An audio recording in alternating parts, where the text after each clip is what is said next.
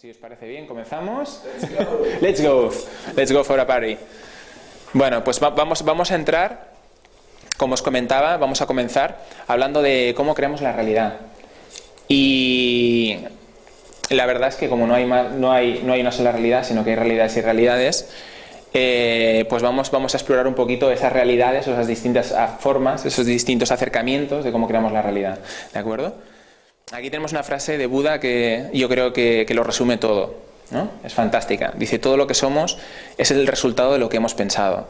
Está fundado en nuestros pensamientos y está hecho de nuestros pensamientos. ¿Y a dónde vamos? A que todo parte de aquí, de aquí, de aquí.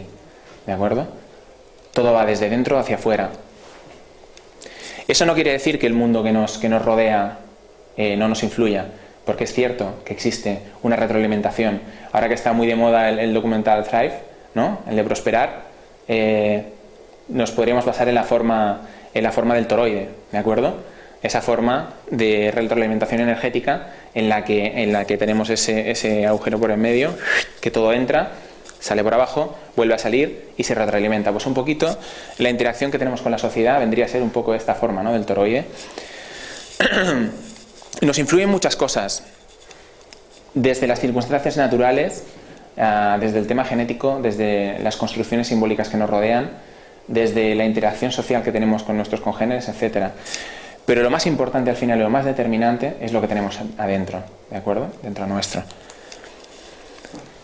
Como comentábamos, esto no es una relación unidireccional, sino que es una relación que es bidireccional. Con lo cual, ¿qué ocurre? Ocurre que estamos interactuando con el resto de la sociedad y por lo tanto estamos trabajando con conceptos como lo que es el diálogo social. No sé si habéis oído hablar alguna vez de lo que es el diálogo social, que es esa interacción entre los distintos elementos de la cultura, como puede ser por ejemplo el inconsciente colectivo, o como pueden ser los valores, o como pueden ser patrones de comportamiento, arquetipos, mitos, etcétera, ¿no? Que están ahí y que nos van influenciando y nosotros mismos también vamos ayudando a construirlos, ¿eh? Pero que más bien son un constructo social y eso está ahí. Eso será importante después para que entendáis cuál es la clave del tema simbólico, porque al final, como decíamos, es un universo simbólico compartido, ¿de acuerdo? Nosotros entendemos los símbolos, cada uno los entiende de una manera, pero parte de esos símbolos están construidos por ese universo simbólico compartido, del que todos formamos parte. Y a su vez hace que esa parte compartida le dé el poder resonante a los símbolos en sí mismos. Y ya vamos a entrar un poquito más a hablar de cómo nos influencia la parte científica, porque como luego vamos a acabar en las matemáticas, me interesa especialmente este tramo de la exposición. En general no nos damos cuenta de cuán limitados estamos y realmente si uno se fija por ejemplo en el espectro que podemos captar, ¿cuál es el espectro que existe a nivel de frecuencia energética? Si os fijáis, comienza en el ultravioleta y se va hasta el infrarrojo. Hay un espectro bestial, muy ancho. Esta parte pequeñita de aquí es lo único que podemos captar, ¿de acuerdo? Por lo tanto, esto ayuda a ilustrar un poco las limitaciones con las que nos encontramos cuando nos enfocamos desde un punto de vista instrumental, en el cómo la ciencia nos explica todo lo que nos rodea y cómo nosotros podemos comprender lo que tenemos a nuestro alrededor, ¿de acuerdo? Y esta es una frase buenísima de Voltaire que dice: azar es una palabra vacía de sentido, nada puede existir sin causa, ¿no? Normalmente, ¿qué es lo que nos vende la sociedad en la que estamos? ¿O qué es lo que nos han enseñado, al menos en las escuelas? Nos han explicado, en general, influenciado por una teoría de fondo bastante importante, que las cosas tienden a desordenarse, ¿de acuerdo? Y esto es muy importante, ¿eh? Parece una idea que es tonta en sí misma, pero es una idea fundamental. ¿Habéis oído hablar de la teoría del caos? Sí. La teoría del caos dice que, básicamente eso, que cuando ocurre un suceso en algún lugar, ese suceso, que puede ser mínimo, puede influenciar de una forma extrema en otro lugar concreto, ¿no? Por ejemplo, el batir de alas de una mariposa, ¿no? Dicen, bate alas una mariposa en un lugar concreto y a 1000 kilómetros, por ejemplo, se produce un tornado. Pues ese es un concepto de la realidad que que nos está influyendo de forma bastante negativa para poder comprender lo que luego tenemos que ir a comprender. Aquí tenemos el experimento de la doble rejilla, que es un experimento que ayuda bastante a ilustrar esta sensación de desconexión entre lo que es la ciencia, ¿no?, o la sorpresa de la ciencia ortodoxa al toparse con lo que realmente está ahí fuera, ¿no? En realidad, este experimento se diseñó para ver qué ocurría cuando se hacía pasar un haz de electrones a través de una rejilla y después se separaba en dos haces distintos. Entonces, inicialmente, ¿qué ocurrió? Disparaban el haz de electrones y este haz de electrones, al pasar por el electrón, tiende a comportarse como partícula onda, que se llama. Esto significa que tiene la posibilidad de estar en cualquier lugar y en todos a la vez, ¿de acuerdo? Es una indeterminación por parte de la posición del electrón. Es como tirar la piedra al estanque. Lo que generaba, al pasar al otro lado, era un patrón de interferencias, ¿de acuerdo? No quedaban dos líneas en la pared, sino que quedaban varias. Con lo cual, pues bueno, se podía entrever que esos electrones, cuando pasaban, reflejaban ese patrón de partícula onda. Ahora, ¿qué ocurría cuando colocaban una cámara para grabar exactamente qué pasaba con esos electrones cuando pasaban por las rejillas y demás? Entonces, pasaba algo totalmente distinto. Y es que esos electrones, de repente, en vez de comportarse como partícula onda, empezaban a comportarse como una partícula con una masa determinada y con un espacio muy determinado. ¿Y eso qué nos dice? Eso tiene un mensaje profundo, en el fondo. ¿Y el mensaje cuál es? El mensaje es que el mundo subatómico, o por lo menos en este caso los electrones, que es con lo que se hizo el experimento, reaccionan a la intención del observador. ¿Y qué somos cada uno de nosotros? Observadores. ¿Cómo se traduce esto después en el mundo físico? Se han hecho multitud de experimentos, pero hay uno que me interesa especialmente, que se ha repetido muchas veces y que siempre ha dado los mismos resultados, que es un experimento que demuestra que el azar y la aleatoriedad no son tales. El experimento en concreto se diseñó de la siguiente forma. Se programó un ordenador, se hizo un programa de ordenador que podía disparar unos y ceros. Y como todos sabéis, y si no os lo comento ahora, por la ley de la probabilidad se dispara el programa, puede disparar o el 0 o el 1 con un 50% de probabilidad. Esta probabilidad, a medida que hacemos ensayos, cuantos más hacemos, más tiende a equipararse a este 50-50%. ¿De acuerdo? Cuando el programa era disparado por la máquina, realmente se equilibraba esta probabilidad y llegaba prácticamente al 50-50. Pero ¿qué ocurría cuando poníamos a alguien, a una persona, delante del ordenador y le decíamos, por favor, ¿se puede concentrar en que salgan más unos que ceros? O se le genera expectativa y se le dice, vas a ver más unos que ceros. Pues ocurre exactamente lo que no debería ocurrir si realmente el experimento estuviera correlacionado con el azar. Y es que cuantos más ensayos se realizan, más tiende a desviarse la probabilidad de que aparezcan unos en vez de ceros. Y claro, eso está totalmente en consonancia con lo que nos dice el experimento de la doble rejilla. Y es que básicamente, si enfocamos nuestra consciencia en que algo ocurra, el azar se modifica. Por lo tanto, no hay azar, sino que estamos construyendo realidad a nuestro alrededor con nuestros pensamientos. Esta es otra frase buenísima de, otro de los grandes, de Leonardo da Vinci. El agua es el vehículo de la naturaleza. Y trasladado a los tiempos modernos, ¿quién es la persona que está llevando a cabo experimentos ahora mismo más punteros con el tema del agua? O por lo menos mediáticamente más conocida, Masaru Emoto.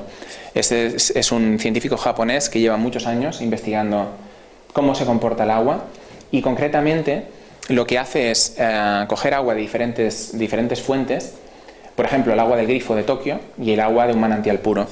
Entonces esta agua la congelan a 35 grados bajo cero y después, a posteriori, la ponen a 5 grados bajo cero, bajo un microscopio, y observan cómo se comporta. Y entonces han encontrado dos formas de comportamiento totalmente distintas. Hay algunos tipos de agua que lo que hacen es formar unos cristales tan bellos como este que tenemos aquí, este hexágono tan bonito que se va ramificando, etc. Y luego hay otros que no forman nada. Forman como una especie de cristales amorfos que quedan distribuidos de cualquier manera. Y entonces, se dieron cuenta de que las aguas, por ejemplo, que venían del grifo y demás y que estaban tratadas, venían a parar a este patrón y en cambio las aguas que venían de manantiales puros formaban este tipo de cristales. Y entonces dijeron, bueno, ¿y esto tiene que ver con la calidad del agua o tiene que ver con más cosas? Y entonces, ¿qué hicieron? Entonces empezaron a experimentar con música. Y empezaron a ver que la música influenciaba en cómo estos cristales se formaban. Una música, por ejemplo, de Beethoven, Mozart o un gran compositor, una música armónica, ahí está la clave de la palabra, formaba cristales de este tipo.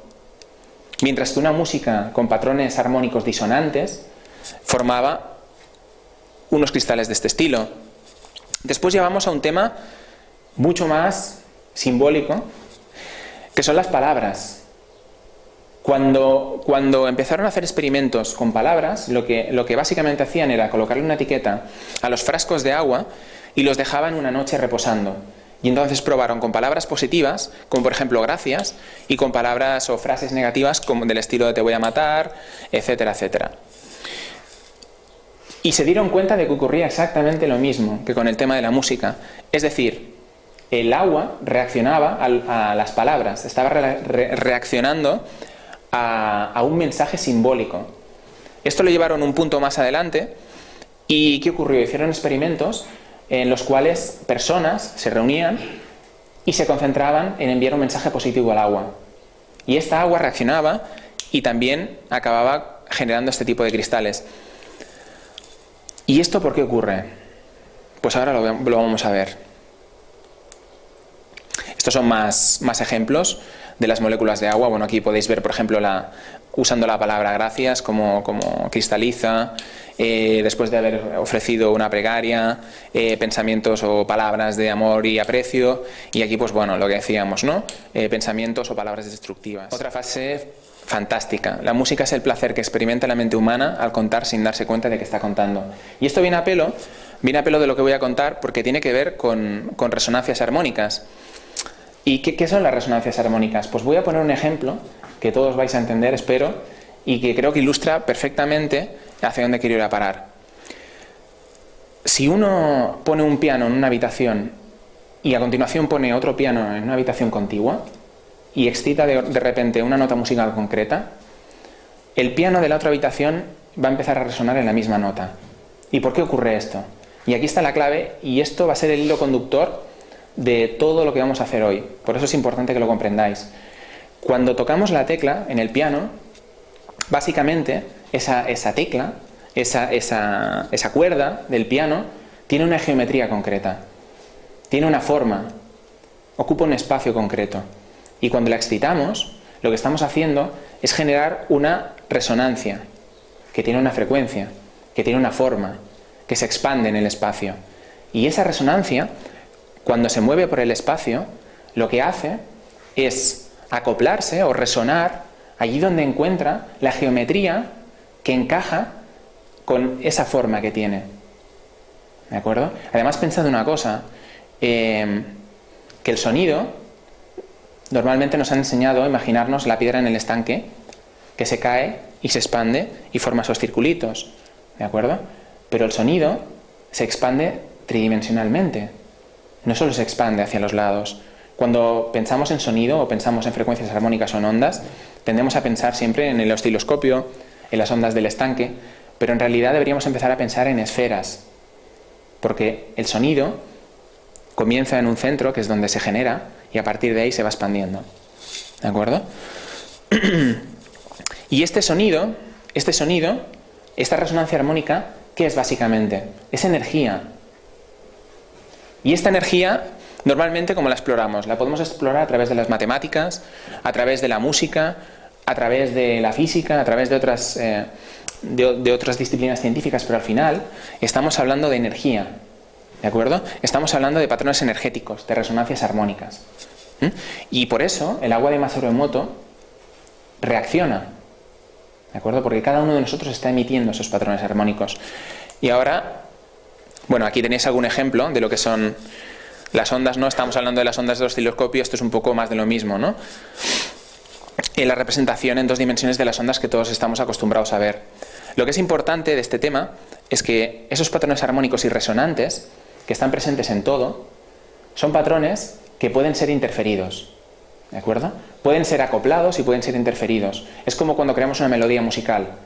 Podemos crear una melodía musical con una base rítmica, pero luego podemos acoplar alguna otra resonancia armónica a esa base para que genere un conjunto que es superior a ambas partes por separado, ¿de acuerdo? Y esa es una propiedad muy importante de las resonancias armónicas.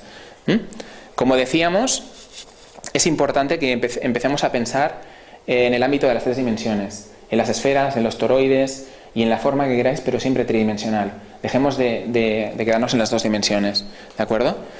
Este es un ejemplo importante de cómo las resonancias armónicas nos pueden afectar en el día a día. Esto es un puente en Estados Unidos, el puente de Tacoma Narrows, de los primeros que se construyeron, colgantes. Ya veis que lleva todo este tipo de cables tensores y demás. ¿Y qué ocurrió con este puente? Ocurrió que los ingenieros no tuvieron en cuenta el potencial a nivel estructural del viento, de lo que podía producir el viento. ¿Y qué ocurrió? Ocurrió que un día el viento empezó a soplar y estuvo soplando en una frecuencia muy concreta, sostenida durante mucho tiempo.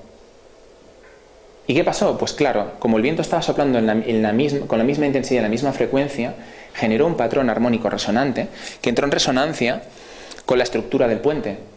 Y a medida que ese patrón se repetía, se iba acoplando a sí mismo y iba convergiendo, hasta que llegó un punto en que el puente, la propia estructura del puente empezó a temblar como si fuera un flan.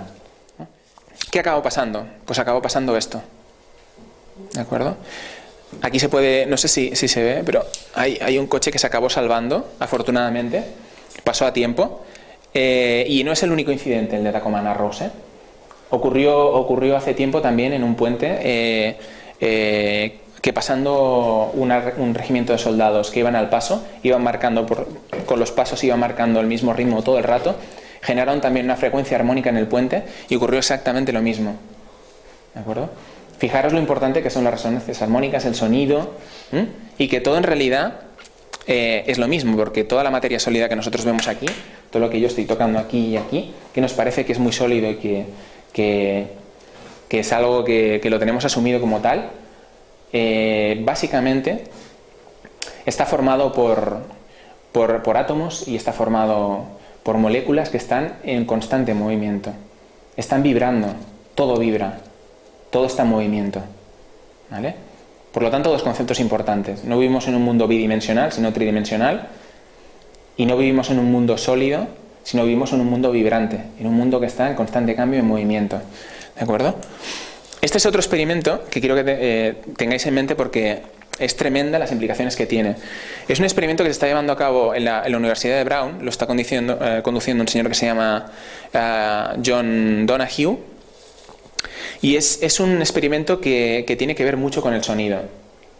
Y tiene que ver mucho con el tema de Masaru Emoto, y tiene que ver mucho con los experimentos sobre aleatoriedad que hemos visto antes y sobre cómo el observador afecta sobre los acontecimientos a su alrededor. En realidad lo que están haciendo, o lo que han hecho, es desarrollar una tecnología que es capaz de interpretar el sonido que producen las neuronas cuando generan impulsos eléctricos. ¿De acuerdo? Sabéis que las neuronas están conectadas a través de una especie de terminaciones nerviosas que se llaman axones, y se nos lo explico ahora, y esas terminaciones no se tocan, están separadas, hay un pequeño salto. Y en ese salto, ¿vale?, por ahí es donde corre la eléctrica. Pues lo que están midiendo es el sonido que se produce cuando la corriente eléctrica pasa por esos axones. ¿De acuerdo? En concreto lo que han hecho es diseñar un microchip pequeñito que se pone aquí y lee aproximadamente el sonido que generan 100 neuronas. Entonces esto lo vuelcan en el ordenador con un programa que es capaz de interpretar esos sonidos. ¿Y qué ocurre? Ocurre que han sido capaces de generar un puente de interacción entre hombre y máquina. ¿De acuerdo? Y no solo entre persona y máquina, sino entre los propios animales y máquina. Y quizás más sorprendente todavía, ¿no? Porque es como que parece que tenemos una complejidad distinta, ¿no?, entre animales y personas. Pero bueno, parece ser que al final este experimento demuestra que que a ese nivel de resonancias armónicas, a ese nivel de sonido-pensamiento, somos capaces de alterar el entorno de la misma forma. Concretamente, una de las pruebas que han hecho es conectar a un mono y le han puesto este chip que decíamos, que no es un implante que se tenga que operar ni nada, sino que es algo que se pone aquí subcutáneo y ya está, ¿vale? Ya lo han hecho con personas igualmente. Entonces lo acoplan a un brazo robótico para que él aprenda a interactuar con el brazo robótico. Y fijaros si le parece natural el brazo robótico, que es capaz de coger las golosinas que le ponen en el extremo y llevárselas a la boca. Y no solo eso, sino que al final tiene tan integrada la idea de que ese brazo es suyo, que se acaba lamiendo los dedos del brazo mecánico. ¿De acuerdo? Y todo esto es gracias a través de la interpretación de los patrones de sonido que generan los impulsos nerviosos. ¿Y qué hacemos constantemente cuando estamos despiertos? Pensamos, estamos constantemente pensando. Y cuando pensamos, ¿qué hacemos? Cuando pensamos, lo que estamos haciendo es emitir sonido. Estamos emitiendo impulsos nerviosos que emiten un sonido que se propaga en el espacio en 3 dimensiones y que está afectando nuestro entorno. ¿De acuerdo? Y así se entiende mucho mejor lo de Masaru Emoto y se entiende mucho mejor todo lo demás. Y ahora vamos a ver varios experimentos más que nos van a ayudar a contextualizar más esto que estoy comentando. ¿De acuerdo? Este es un experimento conducido por un científico ruso, el doctor Vladimir Popodin, que se llama el experimento del ADN fantasma. Probablemente lo conozcáis, pero es interesante para establecer el punto al que quiero llegar y el enfoque hacia donde quiero ir. Es un experimento tremendo porque este señor lo que hizo, o lo que hicieron el equipo de científicos rusos, fue crear el vacío en un tubo, y de tal manera que en ese tubo lo único que quedaba eran partículas cargadas energéticamente, lo que se llaman fotones. Y estos fotones estaban esparcidos en una distribución muy concreta en el espacio, al azar, entre comillas, ¿de acuerdo? Entonces, ¿qué ocurrió? Lo que hicieron fue poner una muestra de ADN dentro de este tubo, que podría ser esta muestra de aquí, y automáticamente los fotones lo que hicieron fue alinearse siguiendo lo que era el patrón de la doble hélice. Ahora, lo sorprendente del experimento no es lo que ocurrió cuando se alinearon los fotones, sino que una vez retirada la muestra de ADN del tubo, de vacío, los fotones continuaban exactamente ocupando la misma posición en el espacio. ¿De acuerdo? Por lo tanto, ya tenemos otra forma de interacción directa y además con nuestro propio código genético. Y esto se puede llevar un paso más allá, porque dices, bueno, ¿y cómo puede afectar el hecho de que este ADN haya quedado impregnado energéticamente en el espacio? Porque claro, eso está muy bien, pero ¿qué ocurre con ese ADN? Pues mirad, ha habido un experimento que ha conducido un premio Nobel, que es Luc Montagnier, y han conseguido algo impresionante. Lo que han hecho ha sido colocar 2 tubos de ensayo en una especie de tubo especial, en una máquina especial, que estaba preparada para que no hubieran influencias externas, ni siquiera influencias energéticas, porque está hecha con un metal que se llama metal mu, que si no lo conocéis, os lo comento, es un metal que es capaz de bloquear toda influencia electromagnética del entorno. Tiene esa propiedad, es un metal hipercaro, pero tiene esa propiedad fundamental, muy interesante. Y entonces lo que hicieron fue poner dos probetas con agua, y en un tubo, en una probeta, pusieron una muestra de ADN y en la otra no pusieron nada. Eso sí, lo único que hicieron fue emitir una frecuencia de baja energía, de 7 hercios básicamente, dentro del sistema. Lo dejaron 48 horas y cuando a las 48 horas lo abrieron, lo que hicieron fue poner una muestra de ARN en cada una de las probetas, porque el ARN ya sabéis que es lo que dispara la replicación del ADN. Sería como lo opuesto, que hace que el ADN se active y por lo tanto lo que hace es activar la replicación del material genético. Y lo que ocurrió fue absolutamente sorprendente, porque el ADN se replicó en las 2 probetas, en las 2. ¿Y eso qué significa? Significa que de alguna forma y si atendemos el experimento anterior de Vladimir Popovin se entiende perfectamente, el ADN impregnó las dos probetas con su resonancia, ¿de acuerdo? Con su resonancia energética, con su resonancia armónica, y en el momento en que el ARN fue a parar a ambas probetas, le dio igual si encontraba el ADN original o la resonancia armónica que había en la otra probeta, se replicó igual. Ahora imaginaros el planeta en el que vivimos, que es un sistema complejo. Nos estamos moviendo dentro de un sistema solar, estamos rotando alrededor del Sol, junto con todos los demás planetas del sistema solar, y nuestro sistema solar al mismo tiempo se está moviendo en el brazo exterior de la galaxia, de la Vía Láctea, y está rotando a unas velocidades inmensas. Todo eso en movimiento al mismo tiempo. Por lo tanto, estamos ocupando en cada momento que pasa una posición en el espacio, en el cosmos, totalmente diferente, aunque nosotros no lo percibamos. Si todo esto que hemos visto es así, ¿qué está ocurriendo? Estamos dejando nuestra firma energética, nuestra firma genética, nuestra resonancia armónica alrededor del cosmos. El planeta Tierra se mueve, es nuestro vehículo y nosotros nos movemos con él. Y esas resonancias están viajando a través del cosmos. ¿Y qué podría ocurrir si en un momento dado llega a ocupar ese espacio en el cosmos donde nosotros hemos dejado nuestra impronta genética, nuestra impronta energética, nuestra resonancia armónica? Un planeta que tenga agua y que esté preparado para soportar la vida. Ocurrirá lo que tiene que ocurrir, ¿cierto? Pero las implicaciones son muy bestias, porque nos puede hacer tomar conciencia de lo importante que es quién somos, qué hacemos y por qué pensamos y qué dejamos de hacer y cómo nos relacionamos y cómo funcionamos, etcétera. Todo eso tiene implicaciones y tiene unas implicaciones mucho más grandes de lo que nos hemos podido imaginar nunca. Luego hay otro experimento que es muy interesante, es un experimento, lo explica Greg Braden. Ahora no voy a entrar a explicar quién es Greg Braden y tal, pero es una persona increíble. Él había sido ingeniero y bueno, tiene un conocimiento espectacular y la verdad es que le cambió la vida a través de este tipo de conocimiento, y él hace muchos años que no se dedica a la ingeniería y se dedica más a explicar toda esta ciencia, que es realmente la ciencia que el experimento se diseñó de la siguiente forma. Se cogió una persona, se le cogió una pequeña muestra de ADN del paladar y se puso esa muestra en una máquina que podía registrar los cambios en los picos energéticos de ese ADN, de esa muestra de ADN.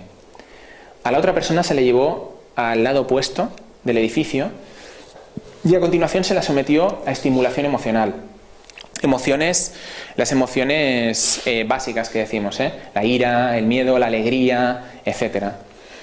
¿Y qué es lo que ocurría? Pues lo que ocurría es que la muestra de ADN, en el momento en que la persona estaba generando distintos picos de energía debido a la reactancia de sus emociones a nivel físico, la muestra de ADN reaccionaba exactamente al mismo tiempo. Pero cuando digo al mismo tiempo, no me refiero con un segundo de diferencia o con 0,0001 segundos. Me refiero exactamente al mismo tiempo. No había un tiempo de diferencia, era simultáneo, totalmente. ¿De acuerdo? Este experimento se repitió y se repitió con distancias de cientos de kilómetros, incluso creo que alguno con varios miles de kilómetros de diferencia.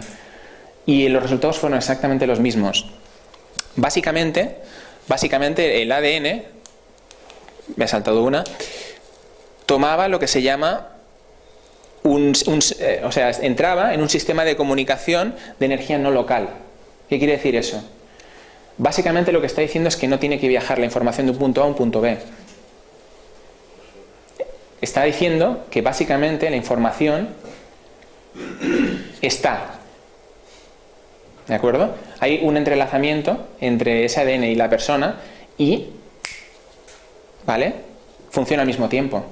Y eso significa que hay algo detrás, algo que nos une a todos y que está ahí, ¿vale? Y que puede ser afectado y, como habéis visto, puede ser trabajado, puede ser modificado y puede ser entendido.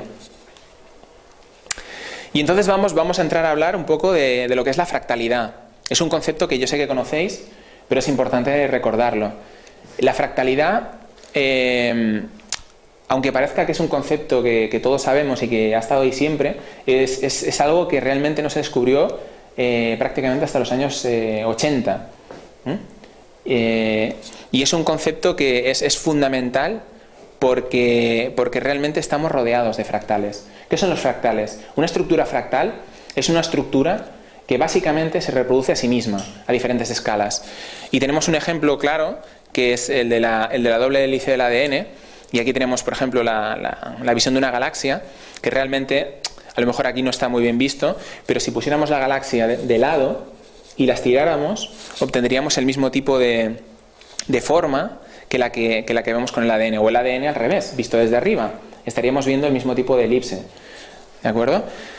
Esto se puede entender mejor, quizás, si nos vamos a un ejemplo más concreto, que es el del brócoli.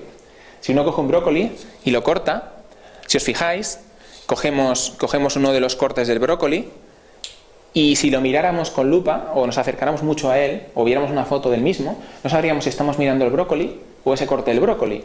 Y eso se puede ir repitiendo hasta un punto en que el brócoli pues ya es tan pequeñito que no lo vemos, o para de reproducirse, ¿no? Porque no ha crecido más. Y esta es la propiedad de la fractalidad. Y realmente vivimos en un universo que es fractal. Cuando uno sale a un bosque a darse un paseo, estamos absolutamente rodeados de estructuras fractales. Los árboles, las plantas, prácticamente todo lo que nos rodea es fractal. Por lo tanto, es una propiedad de todo lo que nos rodea. Tenemos esa propiedad que hemos dicho de comunicación instantánea o simultánea, esa propiedad de resonancia armónica y esa propiedad fractal. Y ahora me gustaría que participaseis en esto. El que lo sepa que no diga nada, porque sé que hay alguien que lo sabe, o alguien es. ¿Qué es esto que estamos viendo aquí? ¿Qué puede ser esto? Es para ilustrar el ejemplo de la fractalidad. ¿Qué os parece que pueda ser? Un mar. Un mar. ¿Una red neuronal?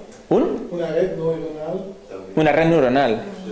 Bueno, yo es lo primero que pensé cuando lo vi, pero no lo es. No lo es. ¿Algún intento más? Una foto de una nebulosa. Te has acercado. En realidad es una foto muy alejada de la interconexión entre supercúmulos de galaxias. ¿Vale? Aquí se ve ampliado. Y fijaros, qué interesante porque realmente estamos viendo una estructura fractal. Si uno ve una foto del sistema nervioso, a mí lo primero que me recordó esto fue a neuronas. O sea, yo pensaba que estaba viendo neuronas, ¿no? Y realmente estamos viendo aquí supercúmulos de galaxias. O sea, imaginaros, ¿no? ¿Quién nos dice que esos supercúmulos de galaxias al final son el sistema nervioso? Debe de saber qué ser, ¿no? Pues esa es la propiedad fractal. Podemos mirar hacia arriba y hacia abajo y nos podemos perder. Porque dentro nuestro, si nos fuéramos hacia abajo siguiendo el camino de los átomos y el camino de los cuantos y todo lo demás son subpartículas, ocurre exactamente lo mismo. Y aunque no existiera, si miramos hacia arriba o miramos hacia abajo, estoy convencido de que si no existiera, en el momento en que como observadores fuéramos a mirar hacia arriba o hacia abajo, algo se crearía. Porque es así como funcionan las cosas. ¿Y esto qué puede ser? En voluntarios. Un óvulo y un montón de espermatozoides. Pues mira, podría serlo, pero no. Podría serlo, pero no lo es. No lo es. Es una red neuronal. Sí, señor, muy bien. Premio. Una red neuronal. Muy bien. ¿Vale? Pero es para que veamos. Podría haber sido un sol también, Y ahora os quiero explicar. Antes he comentado que se podría abordar este tipo de ciencia a través de distintas disciplinas. Y me interesa especialmente una que está relegada porque se la ha tratado siempre como algo muy bohemio, como algo muy alejado de todo lo que nos puede aportar, a lo mejor, o todo lo que nos podría dar una perspectiva distinta en el ámbito científico, y creo que es fundamental. Este señor, no sé si lo conocéis, era Jackson Pollock, era un pintor que hacía un tipo de pintura totalmente diferente. En aquel momento la gente lo que decía, básicamente, o la crítica que recibía principal, es que lo que se dedicaba era a manchar lienzos. ¿Vale? Tenía una técnica de pintado totalmente diferente que nadie consiguió replicar de momento. Era un señor que tenía, tuvo una vida bastante turbulenta, bastante complicada porque tenía problemas con el alcoholismo y demás, pero fue capaz de captar algo que no captó nadie hasta entonces. Fue capaz de captar la realidad fractal. Jackson Pollock, los cuadros que hacía Jackson Pollock son los únicos cuadros hasta el día de hoy que son capaces de reproducir eso que vemos fuera, esa propiedad. Que si uno ve uno de los cuadros, ¿de acuerdo? Si os fijáis, veis que se ven estos entrelazamientos y demás. Si cogemos una parte del cuadro y la ampliamos, no sabemos si estamos viendo el cuadro entero o solo una parte del cuadro. Y aquí veis el ejemplo. Podríamos ver, fijaros, en el primer cuadrante, que es el cuadro entero, el segundo cuadrante, que es una ampliación de una parte del cuadro, el tercer cuadrante, que sale también de ese segundo cuadrante, y el último. Nos podrían presentar cualquier de ellos y pensaríamos que estamos viendo una de sus pinturas. O sea que este tipo, de alguna manera, consiguió captar algo que estaba ahí fuera, que es la esencia fractal.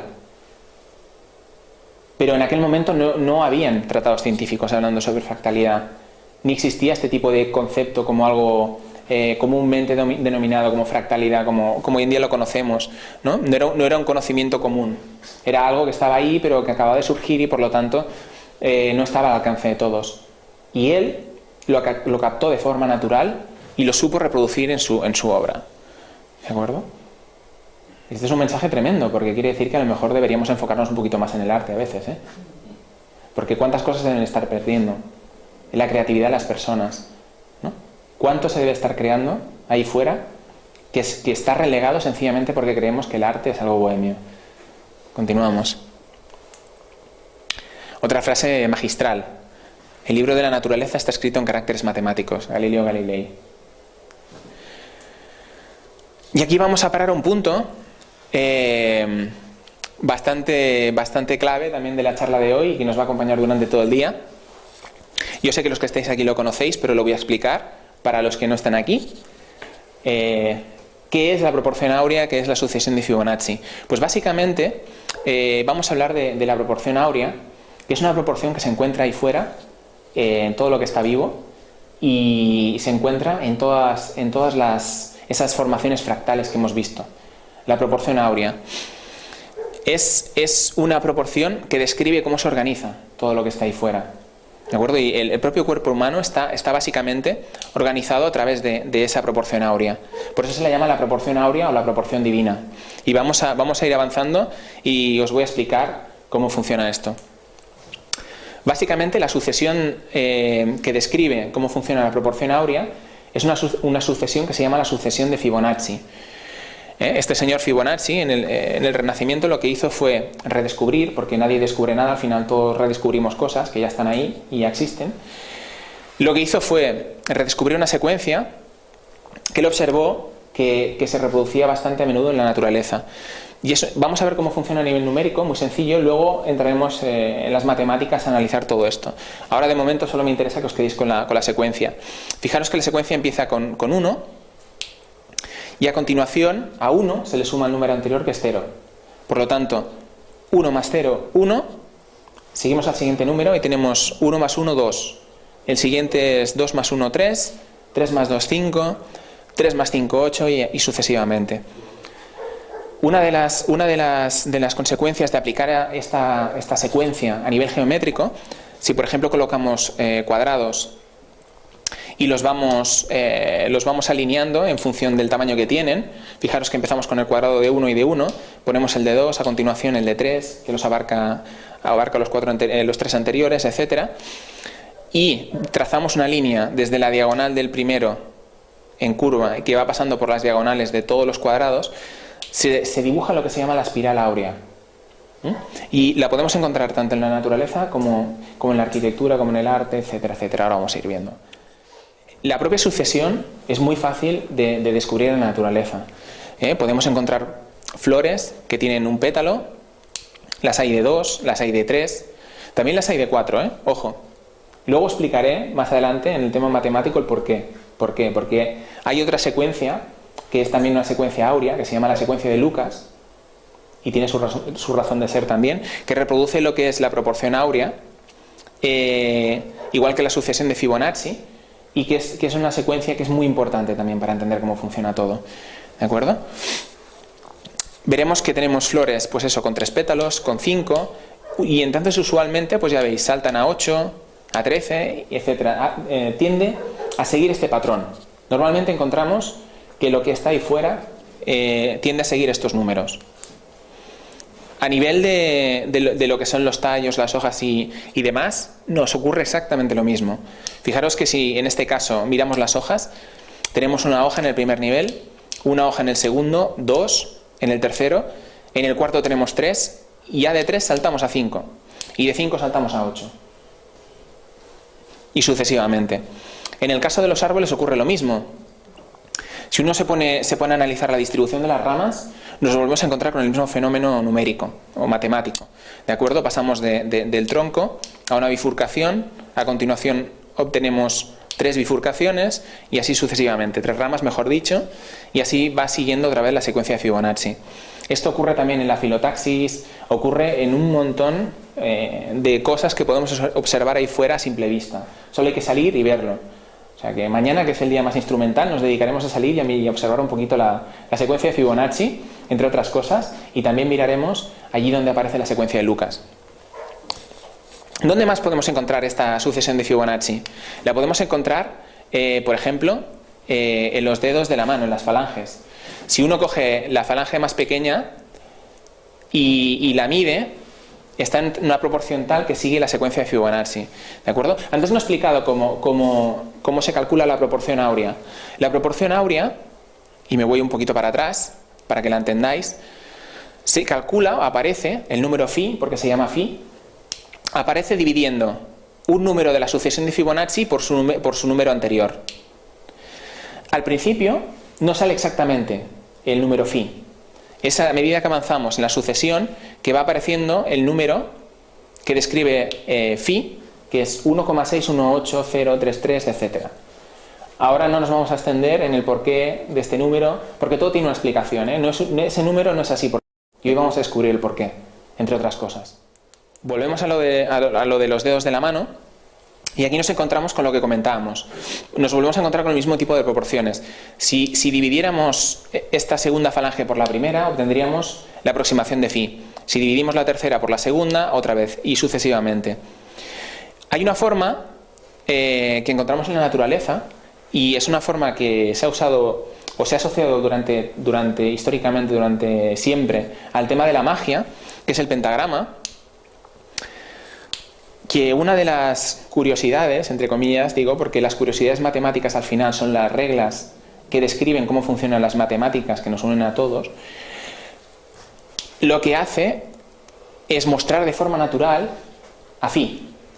Si uno coge, por ejemplo, este segmento azul de aquí, y divide por se encuentra de forma natural a phi, y etcétera, así sucesivamente. ¿Vale? Luego veremos uno que se ve mucho mejor que este. Este aquí no se ve demasiado bien. Fijaros que en la arquitectura también podemos encontrar este tipo de construcciones. Hemos visto la escalera, aquí vemos el hombre de Vitruvio. Si lo analizáramos estaríamos viendo la sucesión de Fibonacci en todas partes. Aquí tenemos pues un caracol, ¿no? La caracola de un caracol, exactamente. Y nunca mejor dicho, iba a decir otra, pero bueno, no importa, la caracola está bien, ¿vale? Por eso no me salía. Aquí tenemos la Mona Lisa, fijaros que cómo sigue el patrón de la espiral áurea. Aquí tenemos la Venus. Si fuéramos segmentándola encontraríamos que está pintada siguiendo la proporción áurea. La pregunta es ¿por qué? ¿No? ¿Por qué toda esta gente en diferentes épocas históricas han sido capaces de construir, de pintar o de reproducir todo esto, ¿no? Y bueno, las respuestas realmente pueden ser varias, no es una sola. Realmente es un conocimiento que se ha mantenido oculto durante mucho tiempo, pero que ha estado ahí. Y después, ciertamente es un conocimiento que todos llevamos dentro y que podemos evocar y podemos hacerlo. Y hoy con las matemáticas os lo demostraré, pero bueno, continuamos. Y luego llegamos a un campo que es ya muy distinto, que es el de la física. Y entonces me gustaría citar a varias personas. Uno es Nassim Haramein, que es una persona que no era físico y ahora es físico, y es una persona que está reinventando toda la física, porque realmente ha enunciado la teoría del campo unificado.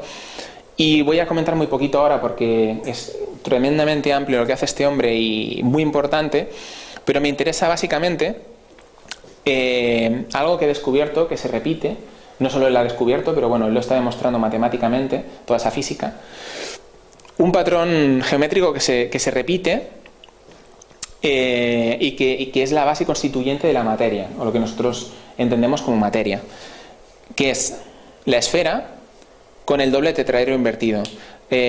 Para aquellos que no sepáis lo que es un tetraedro, es una figura tridimensional, que es como una pirámide, pero que está construida con triángulos equiláteros.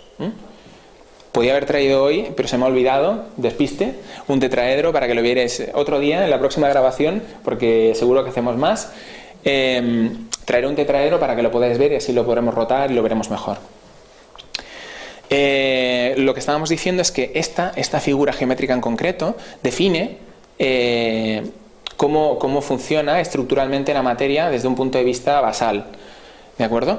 Y no solo Nassim Haramein lo está demostrando matemáticamente y con física, sino que otros científicos lo han encontrado. Hay un señor que se llama Richard Hoagland, que es un científico que estuvo más de 20 años de asesor en la NASA, durante, por ejemplo, la época del programa Apolo, y ha descubierto exactamente lo mismo, pero en su caso se ha dedicado a observar este fenómeno dentro de nuestro sistema solar, y ahora vamos a ver ejemplos. Bueno, este es Nassim, os recomiendo mucho que visitéis su página y que consultéis su material, es increíble.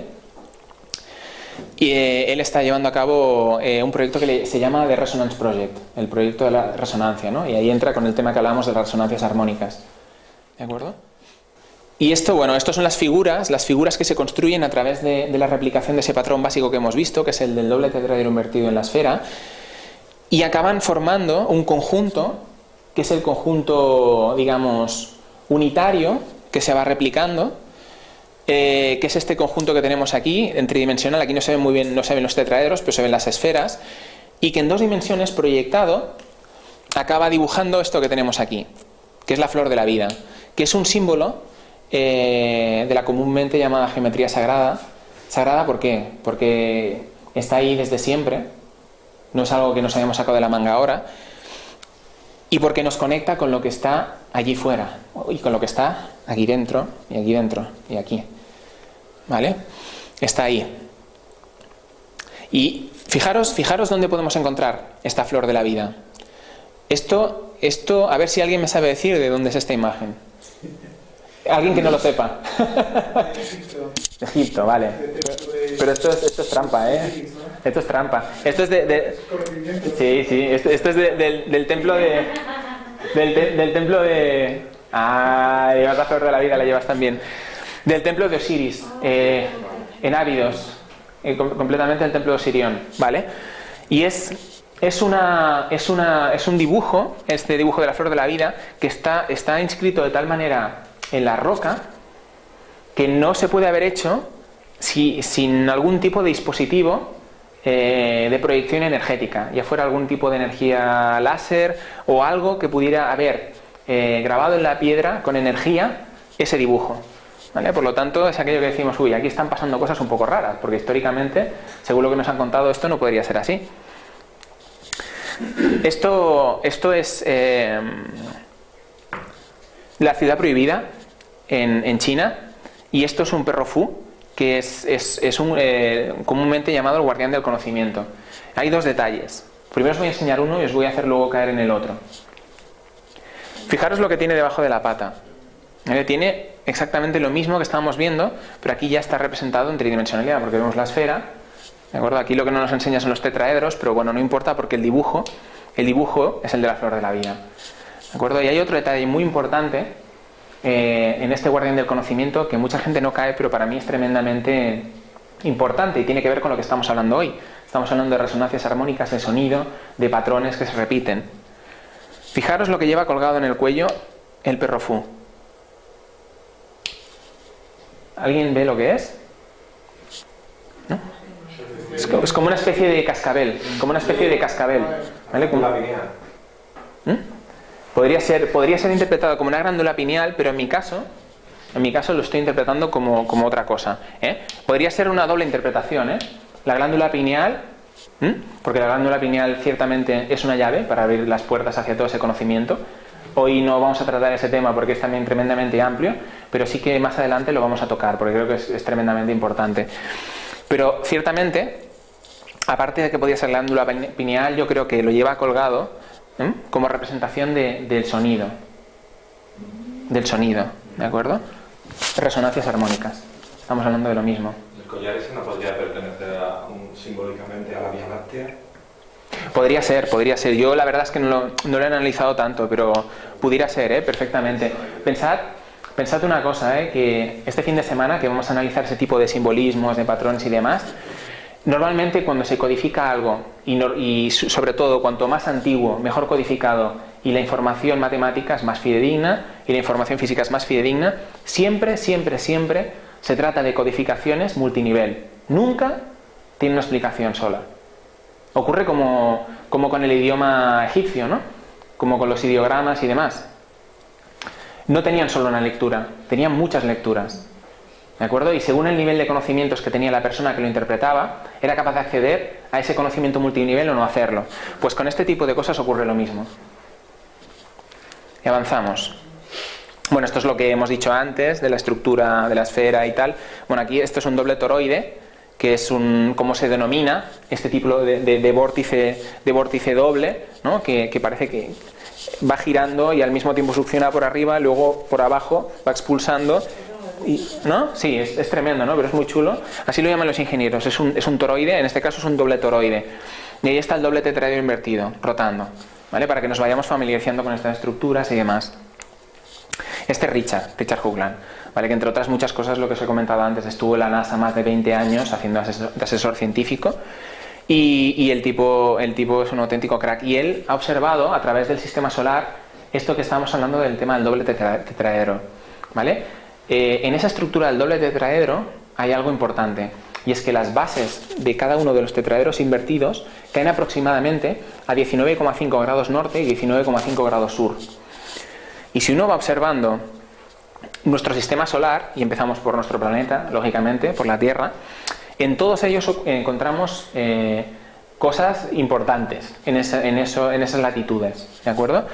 En concreto en la Tierra, a 19,5 encontramos por un lado el Mauna Kea, que es el volcán más importante del planeta, que está en Hawái, y por otro lado encontramos la ciudad de Teotihuacán, la ciudad de los dioses, que entre otras propiedades tiene una propiedad tremenda, que es que si uno se sitúa en un punto concreto de la plaza principal de Teotihuacán y hace un sonido, este resuena múltiples veces, queda amplificado, ¿vale? Y además hay pirámides, etcétera, ¿no? Pues van dando pistas por ahí de cómo funcionan las cosas. Continuamos el viaje por el sistema solar. Esta es la Luna, concretamente el cráter Tsiolkovsky, no sé si lo he dicho bien, es un poco complicado el nombre. Tenemos uno de los cráteres más grandes que hay en la Luna, pero además fijaros que hay algo ahí que a mí no me recuerda a una estructura natural, pero bueno, hay que cada uno interprete lo que quiera. Sencillamente está ahí, es un cráter importante y está en esa latitud, exactamente. Continuamos avanzando, esto es Marte, y en Marte encontramos, en la latitud norte, encontramos la planicie de Cidonia, que es uno de los lugares que más cosas se han encontrado en Marte. Concretamente está lo que le llamaban la cara de Marte, que luego ya sabéis que las fotografías de alta resolución que se enviaron las retocaron fotográficamente para que no se viera lo que se tenía que ver. Si os interesa, buscadlo por internet y lo vais a ver, es muy interesante. Y entre otras cosas encontramos ese tipo de geometrías piramidales, ese tipo de matemáticas, ese tipo de sistema de funcionamiento científico, de matemáticas y demás, inscrito en las propias construcciones de la planicie.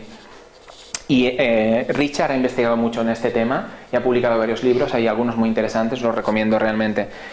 En la latitud sur encontramos el volcán más grande de nuestro sistema solar, que es el Monte Olimpo. Pues se ve aquí a simple vista, es tremendamente enorme. ¿De acuerdo? Seguimos adelante. Y esto es un experimento que hacemos ahora para que veamos cómo lo que sabemos a nivel científico condiciona nuestra percepción de la realidad. Es un experimento en directo, ¿vale? Me gustaría que alguien me dijera si esto que estamos viendo aquí es un planeta o una luna. Estamos en nuestro sistema solar, ¿de acuerdo? Y yo querría saber si esto es un planeta o una luna y a ver si alguien se atreve a decirme qué es. La Tierra. Pues no es la Tierra. Europa. Se parece mucho a la Tierra, ciertamente. Europa, podría ser, pero no. Europa es acuífero. Fijaros una cosa, que Europa, exactamente, Europa tiene mucha agua, pero no tiene una atmósfera como esta, ¿vale? ¿Qué puede ser? Marte, que es rojo, ¿no? Sí, señor. Y dio en el clavo. Estos son fotografías de Marte. Y no son fotografías de mías, que me las he sacado yo de internet de cualquier lugar. Son fotografías de la NASA. Y además están disponibles. Las podéis bajar cuando queráis. Estas fotografías fueron hechas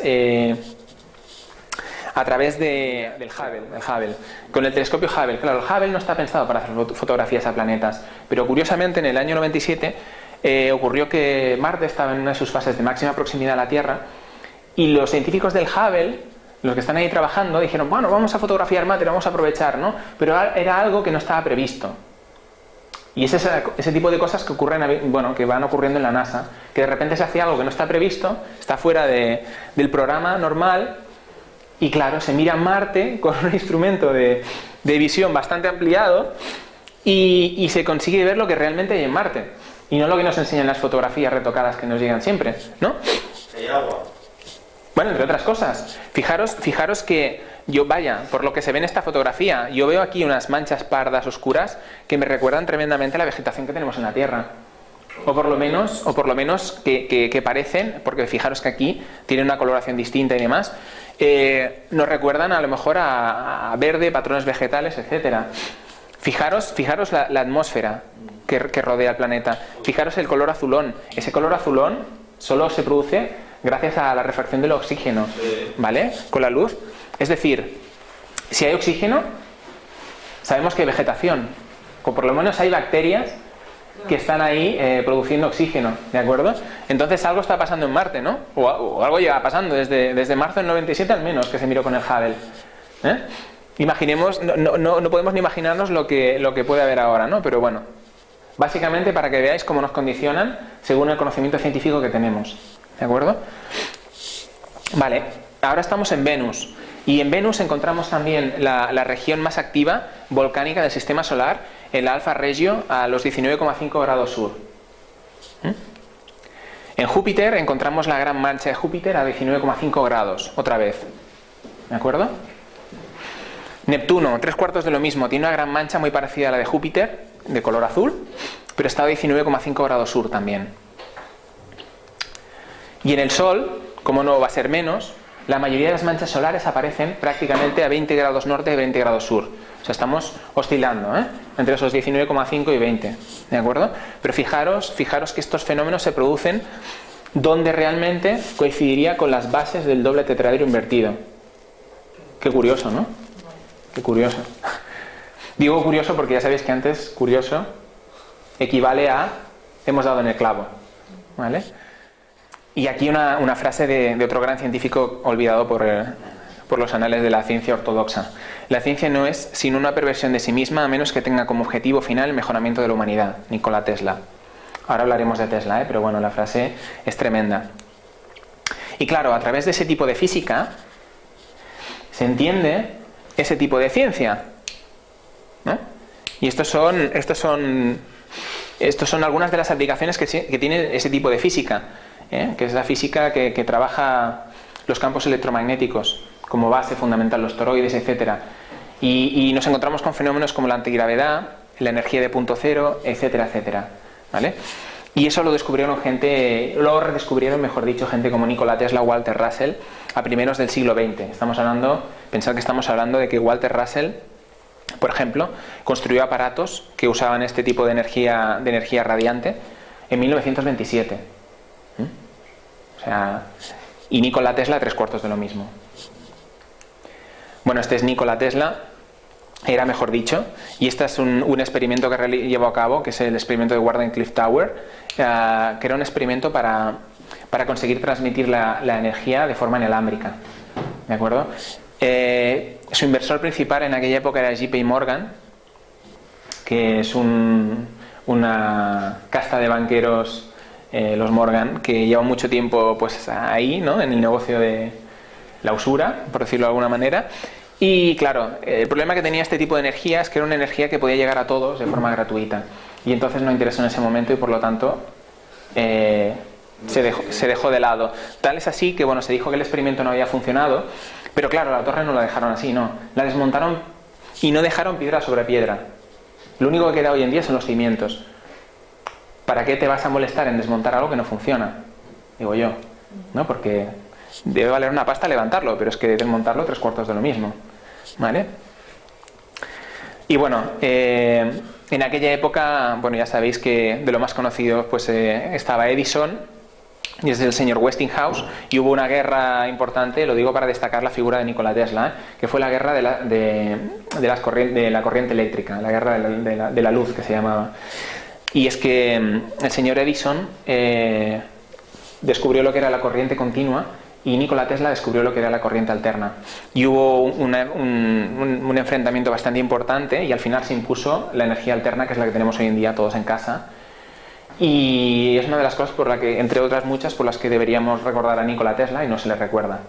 Otro de los inventos importantes de Nikola Tesla fueron las patentes de todos los mecanismos inalámbricos que tenemos hoy en día, y que gracias a ella o a ellas Marconi montó la radio a posteriori, ¿vale? El que recordabas Marconi, no Tesla.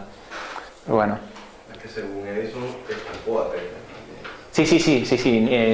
Edison también Se aprovechó de él. exactamente, se aprovechó de él. Pero bueno, esto ocurre siempre. Este es Walter Russell, y este señor en concreto, entre otras muchas cosas, descubrió los elementos más pesados de la tabla periódica. Y realmente lo hizo de una forma increíble, porque se encerró en una habitación, en un cuarto oscuro, durante unos días solo, no quiso interferencias de nadie, y cuando salió de allí no solo había descubierto cuál era el patrón de distribución de esos elementos, porque no descubrió los elementos en sí mismos, pero dijo o preveyó cómo deberían ser estos elementos y cómo se distribuirían en la tabla periódica de los elementos, ¿de acuerdo? Pues este tipo, bueno, fue uno de los grandes genios también del siglo pasado, que no es recordado. Y no son recordados porque precisamente tocaban el campo de la ciencia del que estamos hablando en el día de hoy. Y claro, es un tipo de ciencia que, aparte de la energía antigravedad y demás, nos lleva a conclusiones que chocan un poco, ¿no? Porque si nosotros hubiéramos vivido en la época en que se decía que la Tierra era plana y que si te ibas al borde de la Tierra te caías, probablemente pensaríamos que la Tierra era plana y no nos hubiéramos atrevido a ir a allende los mares donde moraban los dragones y donde te caías por el precipicio, ¿no? Pues hoy en día podría estar ocurriendo algo parecido, y podríamos estar pensando que vivimos en una canica opaca, redonda y toda llenita, y podría ser, digo, no, que si nos fijáramos en este tipo de ciencia, descubriéramos que hay otros mundos dentro de nuestro mundo. Eso explicaría muchas cosas. Y eso explicaría muchas cosas, exactamente. Y claro, ocurre que cuando la gente mira ese tipo de cosas, se encuentra con las casuísticas, ¿no? ¿Y qué pasa? Que de repente, en general, los satélites no están autorizados a hacer fotografías en esas áreas, a menos que sean retocadas. Y de cuando en cuando a alguien se le escapa, ¿vale? Y entonces, ¿qué tienen que hacer? Pues tienen que poner aquí como una especie de pegote, ¿vale? Porque no están autorizados a enseñar lo que hay ahí. Esto es una foto de un satélite, y ahora veremos más ejemplos, ¿eh? Esta es otra foto con otro satélite distinto, veis que también han puesto el pegote. Esto es una de las primeras versiones de Google Earth. Dime. Por la escala, ¿se puede saber qué diámetro tiene por lo menos el pegote? 200 kilómetros. Pues ahora mismo no te lo sabría decir, pero... A ver. 200 kilómetros. Sí. Puede ser. Si yo ahora mismo no tengo la escala aquí y tampoco me he puesto a mirarlo, ¿eh? Fijaros el pegote este del Google Earth, por ejemplo, ¿vale? Aquí lo único que ocurre es que esta es una de las primeras versiones de Google Earth y no habían tapado lo suficiente esta parte para que se viera. Bueno, creo que aquí le pasaron un filtro de esos para limpiar, ¿eh? Para ver qué es lo que había debajo. Y bueno, pues se ven colores, se ven cosas que no deberían estar ahí. O en las versiones posteriores de Google Earth, podéis ver el pegote blanco. Hay un círculo, hay un pegote blanco que no te permite ver lo que hay. ¿De acuerdo? O sea, eso lo puede comprobar cualquiera, igual que lo del Hubble. Y esto es el propio satélite de la NASA, y aquí a lo mejor no se aprecia muy bien, pero aquí en medio tienen un pegotón también, que es para como si hubieran tirado una mancha de pintura, lo hubieran dejado ahí, ¿vale? Y tampoco se ve exactamente qué es lo que hay ahí. ¿De acuerdo?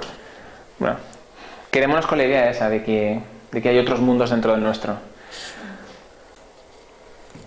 Y este es otro tema que vamos a tocar muy tangencialmente, pero que creo que es interesante porque tiene que ver con la transmisión de la información de la que estamos hablando hoy. Me encanta la frase de Jane Austen porque creo que ilustra perfectamente cómo nos condiciona lo que sabemos y lo que nos han contado, ¿no? Dice: me maravillo a menudo de que la historia resulte tan pesada porque gran parte de ella debe ser pura invención. Y efectivamente. Y además con poca imaginación. Porque si lo hubieran hecho bien, a lo mejor nos enganchábamos a la historia, ¿no? Pero creo que lo han hecho tan mal que nos aburrimos completamente de ella. Entonces, bueno, hay gente que lleva muchos años investigando, como puede ser Graham Hancock, Robert Bauval, Michael Cremo, gente muy interesante, Klaus Dona. Klaus Dona seguramente lo tendremos pronto en Barcelona, además, otra vez. Gente que sabe mucho de estos temas y que están dedicando su tiempo a hacernos ver a los demás que hay más cosas más allá de lo que nos han contado, ¿no?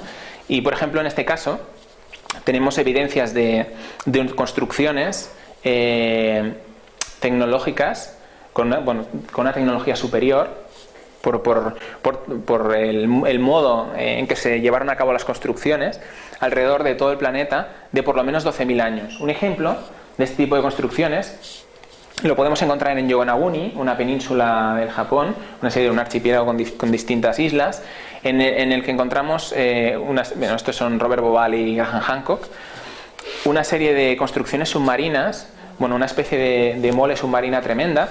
Y yo quiero haceros ver nada más un par de detalles ahora mismo, porque creo que son interesantes, porque una de las críticas que recibe esta construcción de Yonaguni es que dicen que es debido a la erosión del mar. ¿De acuerdo? Y claro, a mí que me cuenten cómo el mar es capaz de encajar estos bloques, ¿no?, con este tipo de encaje. Porque estos son los tipos de encaje de piedras megalíticas que encontramos en construcciones como las que encontramos exactamente en las pirámides, en Centroamérica, Sudamérica, que encontramos en la isla de Pascua. Ángulos rectos y... Sí, señor. Imposibles. Sí, señor. Realmente son imposibles. Exacto. Y ese encaje, esos encajes perfectos, ¿no? Después, estructuras como esta, que recuerda vagamente una cara. Y luego, vais a ver imágenes con unos ángulos aquí rectos tremendos, ¿no? Y con unos peldaños y un nivel de complejidad extraordinario. Y entonces, claro, la otra es decir, si el mar lo ha erosionado, ¿dónde están los restos de todo lo que iba acoplado a esta roca? Porque cuando uno mira a kilómetros a la redonda no están.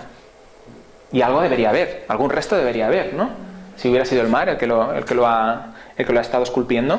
Lo extraño es también que en el mar todo ese tipo de construcciones de piedra o lo que sea se tienden a cubrir de bichos. Exactamente. Y todo. Y fíjate que aquí no se observa. Exactamente, sí señor, buena observación, está tremendamente limpio, tremendamente limpio. Por tantos miles de años, rarísimo. Exactamente. Es una muy buena observación, no había caído, pero creo que es importante. Y aquí, más detalles, ¿no? Los buzos, para que veáis el tamaño de la construcción, fijaros la escala. Y esto nos vamos a otra parte del globo.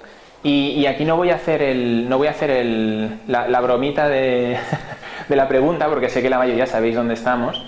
Estamos en China, ¿vale? Concretamente en la provincia de Xi'an. Y esto es una foto una foto de los años principios de los años 50, después de la Segunda Guerra Mundial, cuando pilotos americanos todavía sobrevolaban la zona, que se sorprendieron tremendamente al encontrarse este tipo de estructuras en China. Y sacaron la foto. Y esto es una foto sacada del Google Earth. Pero ¿qué ocurre? Ocurre que es un poco complicado de ver porque resulta que han cultivado encima de las pirámides. Y os explico el porqué. Esto tiene que ver con una leyenda que cuenta que las pirámides fueron construidas por seres que venían de fuera del planeta, que eran unos seres distintos, que eran como nosotros, humanoides, etcétera, y eran muy parecidos, pero eran más altos, rubios, con ojos azules, etcétera. Entonces el gobierno chino empezó a investigar y ¿qué ocurrió? Que dentro de las pirámides encontraron y en los alrededores restos de esqueletos de seres con una complexión distinta a la oriental. Y claro, eso de alguna forma estaba confirmando la leyenda de las pirámides, y claro, eso para el orgullo nacional chino no era muy bueno, ¿de acuerdo? Y entonces obligaron a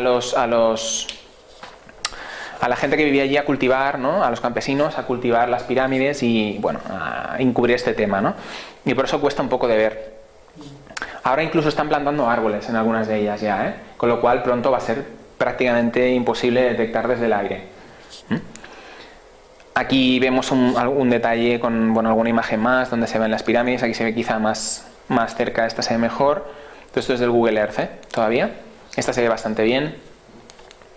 Aquí vemos todo un conjunto de pirámides, y aquí vemos una desde el lateral, se ve bastante bien también. Y bueno, de China nos vamos a Bosnia y Herzegovina. Y tenemos otro grupo de pirámides que, como en el caso de las chinas, están cubiertas de vegetación. Y estas las descubrió un señor que llevaba años trabajando para National Geographic, que estaba acostumbrado a ver fotos satelitales y a buscar construcciones que habían sido engullidas por la vegetación. ¿De acuerdo? Y en este caso, pues hay un complejo piramidal tremendo, que es más grande incluso que el de la meseta de Giza en Egipto. Y muy complejo. Además, el verano pasado tenemos una amiga que ha estado allí, en unos campos de trabajo arqueológicos, y han estado haciendo unos descubrimientos tremendos. O sea, están descubriendo un complejo de túneles subterráneos. Además, se producen toda una serie de anomalías electromagnéticas, como ocurre en las pirámides, por ejemplo, de Centroamérica y Sudamérica, que son medibles. Si uno, por ejemplo, se va a la cúspide de una de estas pirámides, puede medir la energía eléctrica y electromagnética que emiten. Si uno se mete en los túneles que las conectan, ocurren ese tipo de fenómenos en los cuales llevamos un aparato electrónico y se descarga la batería, por ejemplo. Vamos con el móvil y se descarga, o van con cámaras de vídeo y de repente entran con la carga total, la van a poner a filmar y de repente se descarga, cambian la batería y está también descargada. Y en el momento que uno sale fuera de estos túneles, las baterías vuelven a funcionar y los aparatos también. Por lo tanto, hay anomalías electromagnéticas. Y después las propias construcciones en sí mismas, que tienen unos bloques megalíticos tremendos. O sea, es que es impresionante lo que se está encontrando allí. ¿Qué ocurre? Que a nivel mediático pues prácticamente no se conoce, porque no interesa. Al igual que las pirámides en China. Porque eso tiene que ver con la historia que no nos cuentan, y eso tiene que ver con la ciencia que no nos cuentan, que es más importante que la historia que no nos cuentan, y con nuestros orígenes y con nuestro futuro. ¿Vale? Más imágenes. Aquí se puede apreciar un poco mejor lo que es los ángulos de la pirámide, de una de ellas. Y esto es un glifo que se ha encontrado dentro de una de los túneles, de los pasadizos, que me recuerda tremendamente a los glifos que podemos encontrar en Centroamérica o Sudamérica, o por lo menos me lo recuerda. Y esto es una terracota que tiene aquí como unos dibujos que me recuerdan a lo que son las runas nórdicas. Ya es bastante interesante. Bueno, más objetos encontrados ahí dentro. Y esto es una especie de cemento, de hormigón, que tienen algunas de estas pirámides en lo que son las bases y demás, que es tan tremendamente potente que lo han analizado ingenieros y especialistas en la construcción, y es 10 veces más sólido que cualquier hormigón armado que se construye hoy en día. Bueno, pues eso está ahí, se puede. Y esto es una evidencia de que históricamente pues todavía hay registros que nos muestran que efectivamente en la antigüedad se conocían este tipo de cosas. Esta es la coronación de un rey de aquella zona de los Balcanes, y fijaros lo que aparece aquí en medio. Tenemos aquí la pirámide, y estos señores pues forman parte de la iglesia, ¿vale? Por si no lo habéis visto. Vale, seguimos. Esto es Giza, Egipto, creo que todos lo conocéis. Lo que quizá mucha gente no conozca es que las pirámides de Giza están alineadas de tal forma que replican la configuración espacial a escala de la constelación de Orión. Y esto es tremendamente importante porque, claro, no son las únicas. Si uno se fija en la ciudad de Teotihuacán, encuentra exactamente la misma configuración a través de las pirámides principales. ¿De acuerdo? ¿Y qué pasa con China? 3/4 de lo mismo. ¿Vale? Xi'an, China, otra vez la constelación de Orión. Así que tenemos Xi'an, Giza, Teotihuacán. Bueno, a mí me parece que sobre las palabras, ¿no? Otra curiosidad más a tener en cuenta. Tenemos todos de la constelación de Orión. Ya. ¿Qué importa eso? Eso no lo sé de momento, no te lo puedo responder, pero el tema es que eso está ahí y es importante y seguro que será muy importante en los próximos años. Y esto, bueno, esto más de lo mismo, ¿no? Esto es en el templo en un templo de Ábidos, y fijaros en los jeroglíficos.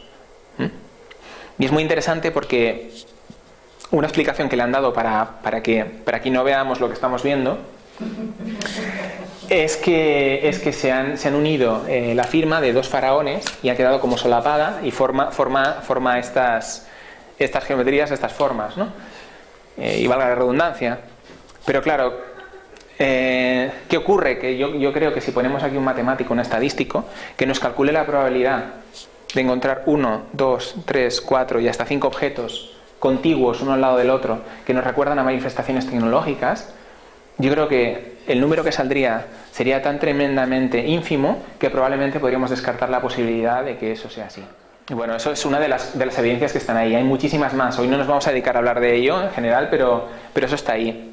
Y esto es otra más para poner en perspectiva, ¿no?, el tema. Recordar que todo esto tiene que ver con lo que estábamos hablando, con esta tecnología, con esa ciencia, con esa historia, con todo eso que está ahí atrás y que no nos han contado, ¿vale? Esto es la nave de Toprakale y está en Turquía, concretamente en el Museo de Estambul, y está datado en unos 3000 años. Y claro, no sé vosotros, pero en mi libro de historia no ponía nada de esto.